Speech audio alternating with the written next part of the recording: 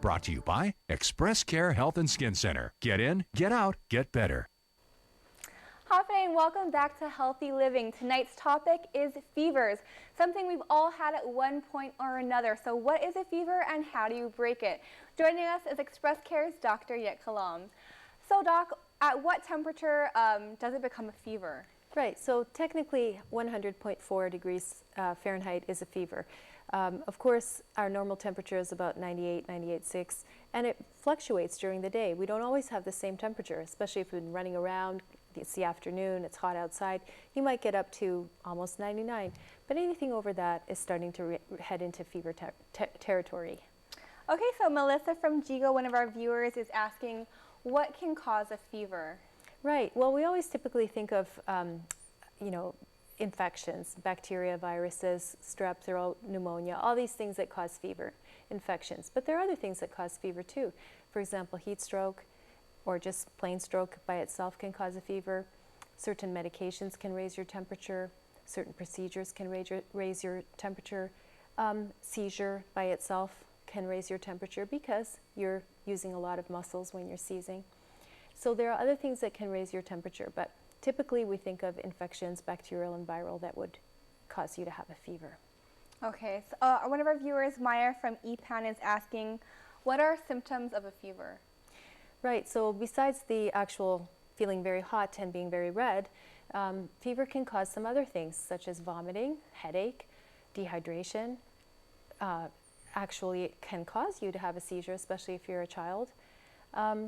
Generally feeling very, very tired, unwell, and body aches.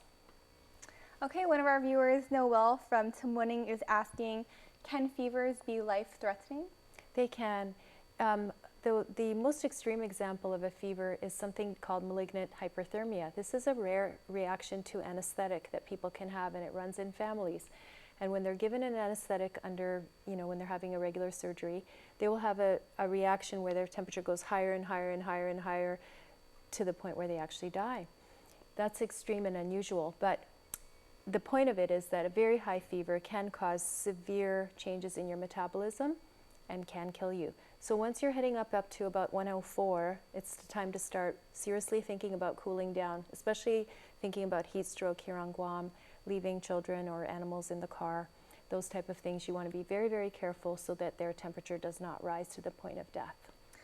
So is that different for adults and children? So for adults, would it be 104? Is it less for children? No, that's a great question. Children have a less developed immune system, so when they get sick with a bacteria or virus, they'll tend to get a higher temperature, spike higher, faster, get sicker much more quickly than an adult. But the temperature at which it will hurt you is the same for most humans. Basically 105 and up, we're starting to get really very concerned about you. As far as the treatment of the fever, we should try to cool you down as quickly as possible.